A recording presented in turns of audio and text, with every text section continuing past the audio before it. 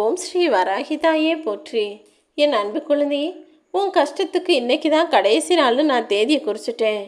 ஆமீன் செல்லமே. எது நடக்கக்கூடாது நீ பயந்தியோ கடைசியில் அதுதான் நடந்துச்சு. எந்த விஷயம் தவறாக போயிடும் நினச்சி கோபப்பட்டு கத்தி பேசினியோ கடைசியில் நீ கோபப்பட்டு நிதானமிழந்து செய்த அந்த செயலாலேயே அந்த தவறும் நடந்து விட்டது என்பதும் எனக்கு தெரியும். எல்லாத்தையும் செஞ்சு சாதிக்க நினைக்கிற, ஆனால் நிதானம் உனக்கு இல்லாததாலும் கோபப்பட்டு அவசரப்பட்டு வார்த்தைகளை அள்ளி வீசுவதாலும் மீண்டும் மீண்டும் தோல்வியையே தழுவுகிறாயா என் தங்கமே? நீ ஒன்று நினச்ச, ஆனால் நடந்தது வேறொன்னா ஆயிடுச்சு. அதுக்கு யார் என்ன செய்ய முடியும்? எல்லாவற்றிற்கும் பல காரண காரியம் இருக்குது. நிச்சயமாக நீ எதிர்பார்த்ததும் நீ நினச்சது போல் நடக்கும்னு நம்பிக்கவை. இப்போ நடக்காட்டியும் இனிமேல் நான் நினச்சதை நடத்தி முடிப்பேன்ற தைரியமும் துணிவும் நம்பிக்கையும் உனக்குள்ளே இருக்கும்போது நீ ஒரு காலமும் தோற்று போக மாட்டாய் என் செல்லவே. நீ நல்லவனாகவே வாழ்ந்தாலும் 100க்கு 100 நல்ல செயல்களையே செய்தாலும் 10 பேரில் யாராவது 2 பேருக்காவது உன்னை பிடிக்காமல் இருக்கும். உன்னை பற்றி ஏதாவது குறை சொல்லி தப்பான அபிப்பிராயம் கொண்டவர்களாக இருக்கத்தான் செய்வார்கள். ஏன்னா நான் ஏற்கனவே சொன்னது போல நீ என்னதான் நல்ல பிள்ளையாக இருந்தாலும் இங்கு எல்லாரும் அதை புரிஞ்சிக்கக்கூடியவங்களாகவும் உன் நல்ல குணத்தை ஏற்றுக்கக்கூடியவனாகவும் இருக்க மாட்டாங்க.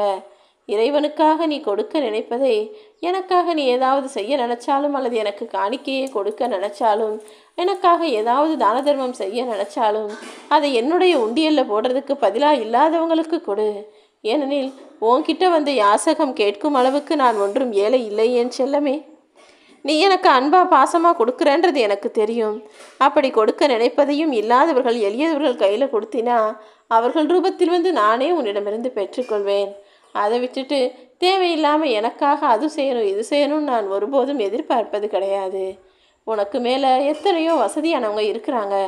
ஆனால் அதை பார்த்து நீ ஏங்குனினா உனக்குள்ள தாழ்வு மனப்பான்மை வந்துடும். நீ எந்த விஷயத்திலும் யாருக்கும் கீழான இழிவான பிள்ளை கிடையாது. நீ மிகவும் உயர்ந்த எண்ணம் கொண்ட நல்ல செயல்களை செய்யக்கூடிய நல்ல பிள்ளை. ஆனால் அதுக்காக உனக்கு கீழே இருக்கவங்கள நீ ஏளனமாக பார்த்து விட வேண்டாம். ஏன்னா எனக்கு கீழே எத்தனையோ பேர் ஏழை இருக்காங்க நீ ஏளனமாக நினச்சினா அது உனக்குள்ள தலகணத்தையும் ஆணவத்தையும் உண்டு பண்ணிவிடும்.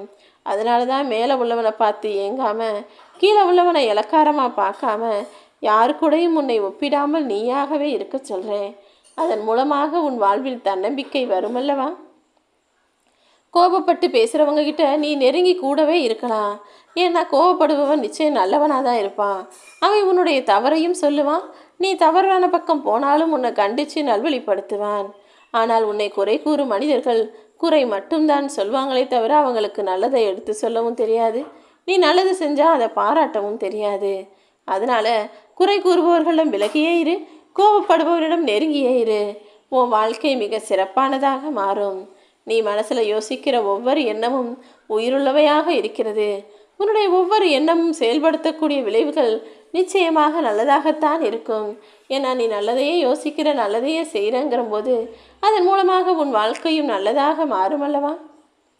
பல பேருக்கு இங்கே உள்ள பொருளோ அல்லது மனிதர்களோ அவங்க பக்கத்தில் இருக்கும்போது அதோட அருமை தெரியறதே இல்லை.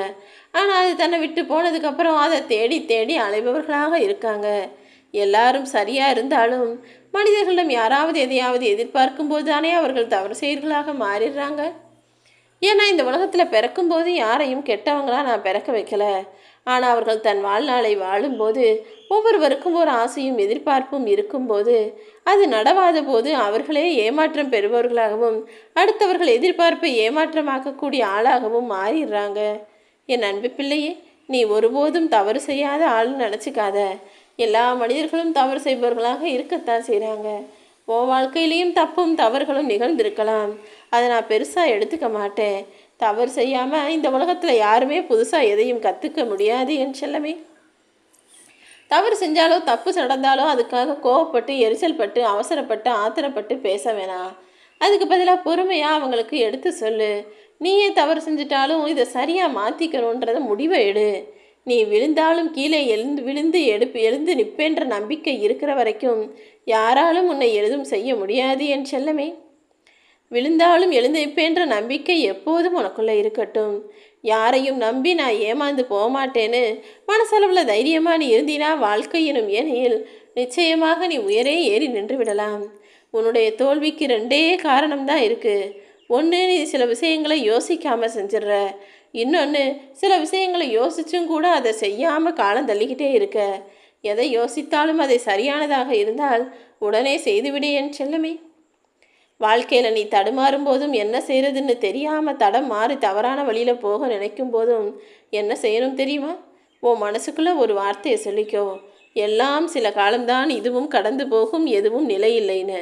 ஏன்னா உனக்கான விஷயங்கள் கெட்டதாக நடக்கும்போதும், நீ எதிர்பார்த்ததற்கு மாறாக தவறான விஷயங்கள் நடக்கும்போதும் நீ நினைக்க வேண்டியது இதுதான், இது நிச்சயமாக சரியாயிடும், என் வராகியமாக என்னை காப்பாற்றுவாங்க, இந்த கஷ்டமோ நஷ்டமோ கொஞ்ச நாளில் சரியாகி மீண்டும் நான் சந்தோஷமாக வாழ்வேன்னு நினச்சின்னா உன் வாழ்க்கையை நான் நிச்சயம் அழகானதாக மாற்றி அமைப்பேன்.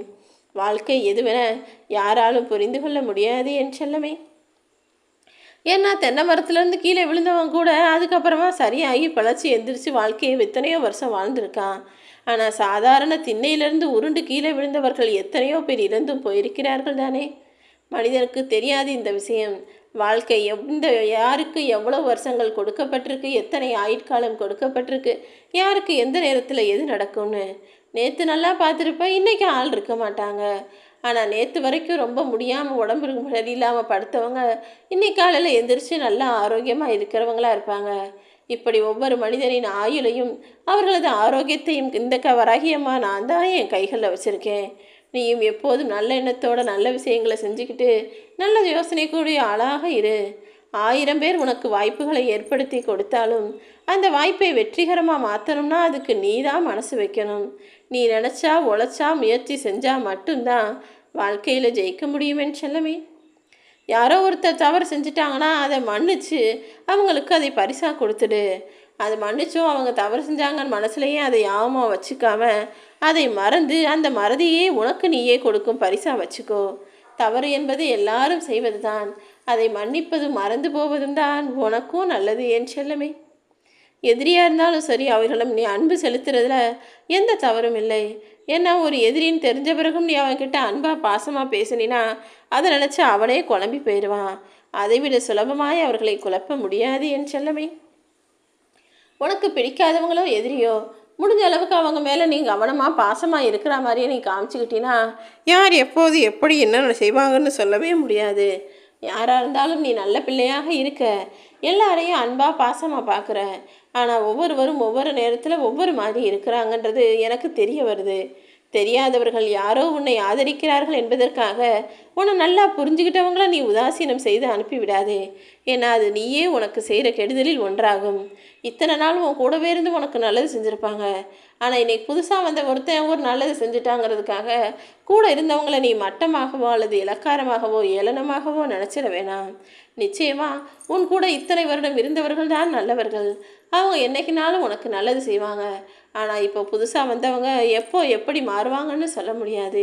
யாராக இருந்தாலும் நீ கவனமாக யோசித்து தெளிவாக நடந்து கொள். நல்லதே உனக்கு நடக்கும்.